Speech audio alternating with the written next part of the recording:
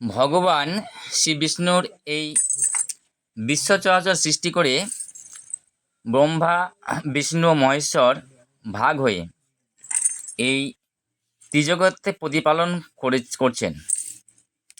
তথাপি জগতে যখন অধর্ম বেড়ে যায়, তখন তিনি অবতার হয়ে যুগে যুগে এই ধরাধামে আসেন, ধর্মের রক্ষা ও অধর্মের নাশ করেন।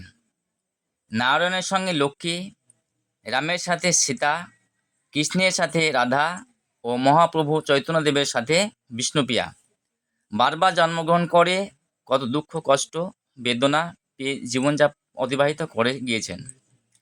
স্বয়ং লক্ষ্মী, তার আবার কিসের অভাব, যিনি আমাদেরকে লক্ষ্মী দান করেন।